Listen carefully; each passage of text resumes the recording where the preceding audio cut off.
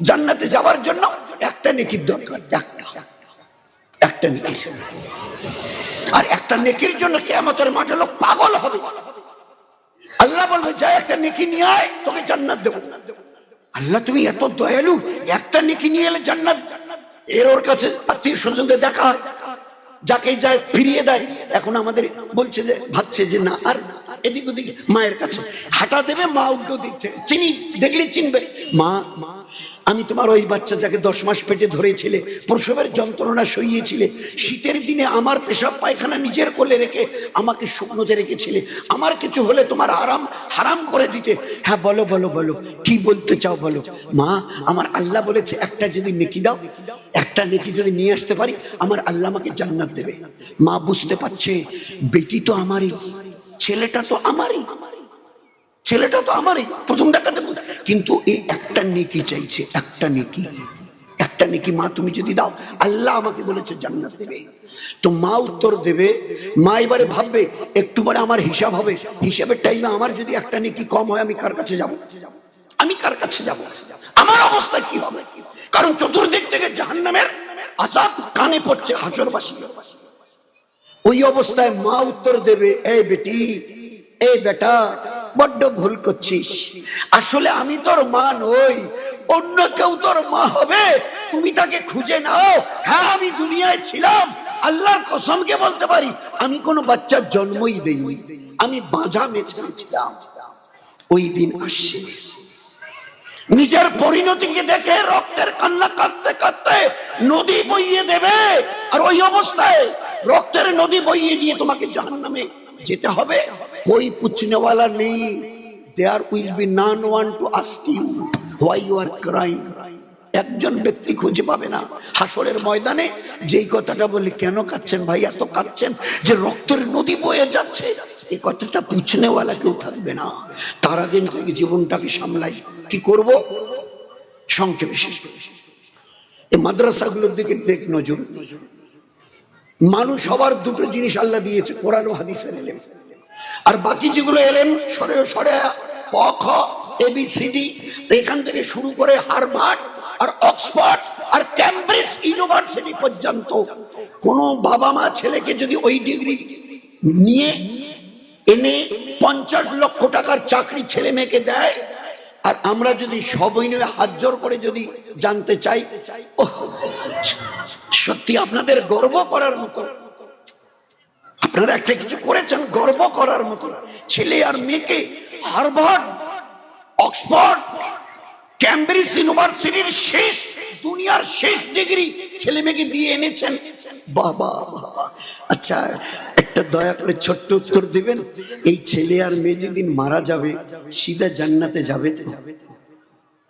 যাবে তো? হিম্মত নেই, গোটা দুনিয়াওয়ালাদের হিম্মত নেই কথা বলে যে আমার এই ছেলে মেয়েকে অক্সফোর্ড, হার্ভার্ড, ক্যামব্রিজ ইউনিভার্সিটির ডিগ্রি দিয়েছি, মরণের পরে সিধা জান্নাতে যাবে। হিম্মত নেই বলা, কারণ আল্লাহর নবীর একদম মজবুত হাদিস, মান ক্বালা লা ইলাহা ইল্লাল্লাহ দাখালাল জান্নাহ, যার কাছে ঈমান আছে সে জান্নাতে যাবে, যার কাছে ঈমান নেই তার জান্নাতের তার সঙ্গে কোনো সম্পর্ক নেই। তো এই সরসরা থেকে যা শিখেছে, কোথাও আল্লাহ এই শব্দটা কোথাও নেই। গোটা সিলেবাস সরসরা থেকে ওই কোথাও আল্লাহ শব্দটা নেই। আর যার এক একটা করে অক্ষর নেকি দিয়ে, আজর দিয়ে, নূর দিয়ে, হেদায়েত দিয়ে ভরা। এই জন্য এর দিকে ধ্যান দিই। মা বোনদের কাছে আমার শেষ অনুরোধ, আল্লাহকে চিনি, চেনার মতো, তার সঙ্গে আমরা এবং মায়েরা 5 ওয়াক্তের নামাজ আমাদের বাড়ির 10 বছর থেকে উপরে ছেলে আর মেয়ে যা আছে সবাই নিয়ত করে নেই, আমাদের বাড়ির এরপরে আর কেউ বেনামাজি থাকবে না ইনশাআল্লাহ। ভাই নিয়ত করতে পারবো ইনশাআল্লাহ? আমরাও নিয়ত করি, মা বোনেরাও নিয়ত করুন। এই ছিল সাহাবাদের জীবন। একটা 10-11 বছরের মেয়ে বাচ্চা খুঁজে পাওয়া যায়নি যে 1 ওয়াক্তের নামাজ কাজা করেছে। একটা মেয়ে খুঁজে, একটা ছেলে 10-12-15 বছরের খুঁজে পাওয়া যায়নি সাহাবাদ। তো 5 ওয়াক্তের নামাজ রোজ আমাদের বাড়িতে আমরা এবং মা বোনেরা কোরআনে পাকের তেলাওয়াত প্রতিদিন, কোনোদিন যেন বাদ না যায়। দয়ার নবী বলতেন যে বাড়িতে রোজ কোরআন তেলাওয়াত হয় ওই বাড়িতে রহমত আর বরকত আল্লাহ দান করে। ফজর আর আসরের পরে 3 তাসবিহাতের পাবন্দি করি। 4 নিজের জবানের হেফাজত করি। গীবত, শিকায়েত, পরনিন্দা, পরচর্চা এগুলো হারাম হারাম হারাম হারাম। আমিও তোমা আমাদের মা বোনেরা অপরের পরনিন্দা, পরচর্চা, গীবত, শিকায়েত যদি করি না, তার চাইতে উত্তম মা আপনার জওয়ান বেটা আছে বলে হ্যাঁ আছে, কয়টা বলে তিনটে জওয়ান বেটাকে দেখে মা আপনি যদি সেনা করেন অথবা আপনার ওই গুনাহ হবে না, অপরের পরনিন্দা, পরচর্চা, গীবত করার কারণে যে গুনাহ হচ্ছে। আমাদের কাছে এর কোনো জবাবই নেই যে গীবত কত বড় গুনাহ, পরনিন্দা কত বড় গুনাহ। তো নিজের জবানের হেফাজত, আল্লাহ জবান দিয়েছে একে অপরকে সালাম দাও, বাড়িতে বাচ্চা বাচ্চাদের বারবার সালাম দিয়ে এদেরকে আদত বানাও। মা বোন নিজেরা শাশুড়ি, সাহাবাদের মা বেটিকে বেটি, মাকে শাশুড়ি, বউকে বউ, শাশুড়িকে একার করতে আসসালামু আলাইকুম, আছে এই মেজাজ। বাচ্চাদেরকে কোথায় কোথায় আল্লাহ আল্লাহ, এবারটা আল্লাহ বল, হাতে কিছু দিয়ে আগে বিসমিল্লাহ বল, মুখে দেবে অথবা বাচ্চার হাতে দেবে আগে বিসমিল্লাহ বল, আগে বিসমিল্লাহ বল। একটা 1 বছরের বাচ্চা দাঁড়িয়ে পেশাব করছে, দৌড়ে গিয়ে মা দৌড়, না বাবা না না না, এভাবে দাঁড়িয়ে যদি পেশাব করো আল্লাহ রাগ হবে, আমাদের বাড়ির বরকত কেড়ে নেবে। একটা মেয়ে 1 বছরের পূব পশ্চিম দিকে মুখ অথবা পিছন করে পেশাব পায়খানা করছে, মা দৌড়ে গিয়ে জড়িয়ে ধরে বলছে না মা না না, পূব পশ্চিম দিকে মুখ করে পেশাব পায়খানা করলে না আল্লাহ রাগ হয়, আমাদের বাড়ির বরকত কেড়ে নেয়। 2 দিক বাদ দিয়ে অন্যদিকে মুখ করে পেশাব পায়খানা করতে হয়, শিখিয়েছি। আমাদের বাড়িতে কেউ এলে গেলে সাহাবাদের মায়েরা বলতো তোমার নানু আসছে, খালা খালু আসছে, যাও গিয়ে সালাম দাও। 1-1.5 বছরের বাচ্চাকে আমরা শেখাতে পেরেছি। 5, 6, 8, 10, 15 বছরের মেয়েটাকে বলতে পেরেছি বেটি আল্লাহ তোকে ইমান ওয়ালি বানিয়েছে, ইমান ওয়ালি, আল্লাহ তোকে ইমান ওয়ালি বলে, তুই মাথায় একটা রুমাল দিয়ে বেরিয়ে যাও, একটা ছোট্ট ওড়নাও তোকে মাথায় দিয়ে শেখাতে পেরেছি। তো আপনাদের 5 ওয়াক্তের নামাজ, রোজ কোরআনের তেলাওয়াত, সকাল বিকাল তাসবিহাতের পাবন্দি, নিজের জবানের হেফাজত, আল্লাহ আপনাদের শরীরটাকে বড় দামি বানিয়েছে, এই জন্য ঢাকতে বলেছে। পর্দা ফরজ, পর্দা ফরজ, বেপর্দায় থাকা গুনাহ কবিরা। আপনাদের মাথার চুল যদি অন্য পুরুষে থাকে বেগানা, মাথায় যতগুলো চুল আছে অতগুলো সব জাহান্নামে তৈরি করবে আল্লাহ ঠকাবার জন্য। বাচ্চাদের সুন্নত তরিকায় তালিম তরবিয়াত, বাড়ির এবং টাড়ির লোকের সঙ্গে মিষ্টি মধুর ব্যবহার, মিষ্টি মধুর ব্যবহার। খালি একদিন স্বামী স্ত্রী, নবী আর সময় দেখো বাকি আছে, স্বামী আর স্ত্রী শুয়ে আছে, আল্লাহ রাসূল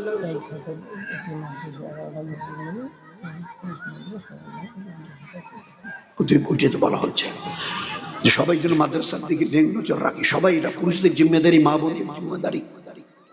তো শুধু মা আয়েশা হুজুর সাল্লাল্লাহু আলাইহি ওয়াসাল্লাম সহ স্বামী স্ত্রী শুয়ে আছে, খালি ইয়ের কি চলে বলেছে আমার ওই সতীন আছে না বুবু, বুবু ও একটু চেহারাটা খাটো, সফিয়া ওর না, হযরত সফিয়া রাদিয়াল্লাহু আনহা সতীন। তো বলছে আল্লাহ রাসূল সফিয়ার নামাজ না আমাদের চাইতে ভালো, ওর রোজা আমাদের চাইতে ভালো, এত তেলাওয়াত ও করে আমরা করতে পারি না, ওর তেলাওয়াত ভালো, শুধু ওর কমির মধ্যে চেহারাটা একটু খাটো। আমাদের বোন সফিয়া সতীন চেহারা। আয়েশা তুমি এটা কি বললে? এই তোমার কথাটাকে আমি যদি দরিয়ার পানিতে ফেলে দিই না, গোটা দরিয়ার পানি বিষাক্ত হয়ে যাবে। কি এমন কথাটা? এই জন্য জবানের হেফাজত, শরীরের পর্দা, বাড়ির টাড়ির লোকের সঙ্গে মিষ্টি মধুর ব্যবহার। আর যে কাজটাই করি সংসারে, রান্না করবো তো সুন্নত তরিকাকে, বাড়িতে ঝাড়ু দিব তো নবীর সুন্নত তরিকাকে, হাত পায়ের নখ কাটবো তো নবীর সুন্নত তরিকাকে, জুতা পায়ে দিয়ে খুলবো তো নবীর সুন্নত তরিকাকে। এমন কোন জীবনের কাজ নেই আমাদের, 24 ঘন্টার সংসার জীবনের এমন কোন কাজ নেই যে কাজটাকে আল্লাহ ইবাদত বানায়নি। এমন কোন কাজ নেই যে কাজটাকে আল্লাহ ইবাদত বানায়নি। শুধু একটু জানতে হবে আর জেনে করতে হবে। এই জন্য এই মাদ্রাসা, এই জন্য এর জন্য 3টে কাজ, খুব দিল থেকে দোয়া, আল্লাহ এই মাদ্রাসাগুলো যাতে সেইভাবে চলে, তোমার দিনকে দুনিয়াতে প্রত্যেকের মধ্যে বাকি রাখবার জন্য আল্লাহ সর্বদিক থেকে এর মদত করো। 2, যখন যেখানে যেরকম প্রয়োজন হয় অর্থ করি দিয়ে একটু সাহায্য করি। 3, নিজেদের বাচ্চা বাচ্চাকে দেওয়ার চেষ্টা করি। আত্মীয় স্বজনের বাচ্চাদেরকে কালেকশন করে দিই, তো তিনটা কাজ করি আর দোয়া করি আল্লাহ যেন এই মাদ্রাসাগুলোকে সেইভাবে চলবার পুরো তরতিব আল্লাহ দুনিয়াতে কায়েম করে। আমাদের নবী বলতেন আল্লাহ দুটো জিনিস দিয়ে আমাকে দুনিয়ায় পাঠিয়েছে, একটার নাম হচ্ছে ইলম, একটার নাম হচ্ছে হেদায়েত। চেষ্টা করবো ভাই ইনশাআল্লাহ, সবাই চেষ্টা করবো ইনশাআল্লাহ।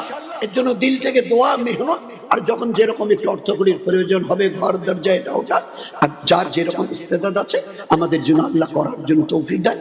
এর জন্য আমরা সবাই দিল খুলে এর জন্য দোয়া চাইব, করবো চেষ্টা ইনশাআল্লাহ। আসসালামু আলাইকুম ওয়া রাহমাতুল্লাহি ওয়া বারাকাতুহু ওয়া আখির দাওয়ানা আনিল